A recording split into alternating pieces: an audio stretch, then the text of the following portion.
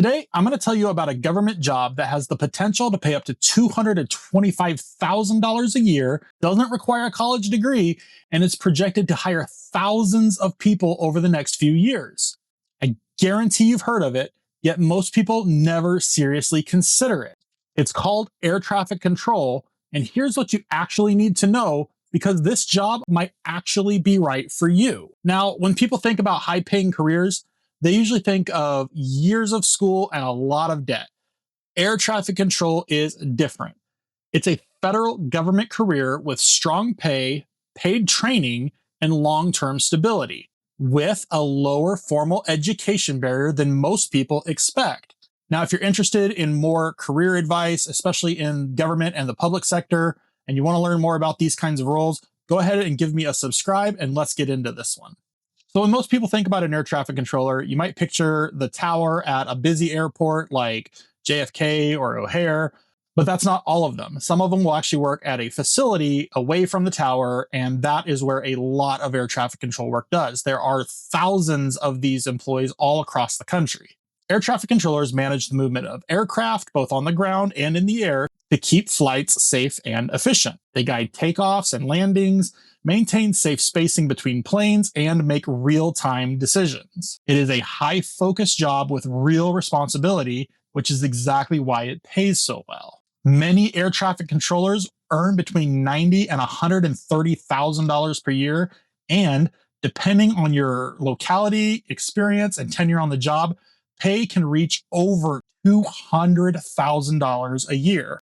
On top of that, because this is a federal role, benefits typically include things like healthcare, retirement options, paid time off, and long-term job security. But here's the real benefit for you. You're not paying for training. You are paid while you train. This is what surprises most people. You don't need a college degree to get into a role as an air traffic controller. To qualify, you typically need either some work experience, some education, or a combination of the two. You don't even need an aviation background. If you're selected for one of these positions, the government is going to train you from the ground up, no pun intended. This career is also hiring more aggressively than people realize. The FAA, or Federal Aviation Administration, has stated that they expect to hire around 9,000 new air traffic controllers through the year 2028. That's largely to replace retirements and keep up with growing air travel demand. Now, another common misconception about this role is that you have to live near a major airline hub. In reality,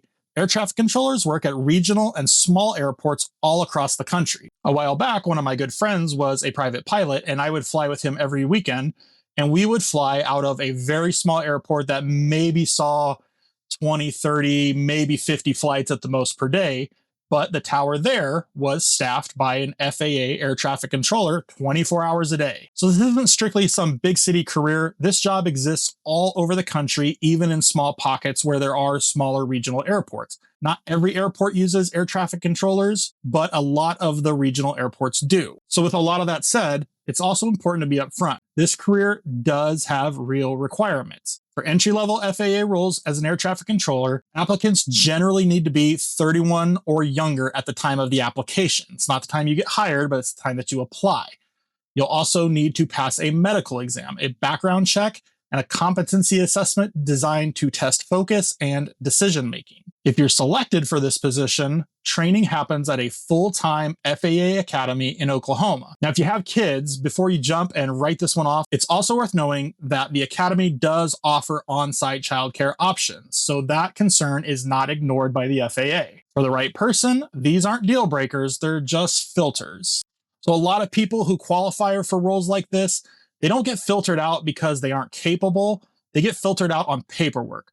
There are rules around your federal resume, and navigating those waters can get murky. If you've got a good background, but the resume is the part that you are most concerned about, I've linked a resource below called JobStars USA, and they will help you with your federal resume to help you move past this barrier. Totally optional, just there if it helps. So one thing that makes this a little different than a lot of federal or other government jobs is that entry-level air traffic control hiring does not follow a typical continuous, always open job posting. Instead, the FAA opens public hiring announcements at specific times, usually once or twice a year, and those announcements are only open for a limited window. This is where a lot of people get tripped up on this. They don't get the position not because they lack qualifications or because their resume isn't strong, but because they don't realize when that application window opens. When these announcements go live, they attract tens of thousands of applicants at once. And at that point, preparation matters. So if you miss that announcement, you're not rejected, you're just waiting for the next cycle.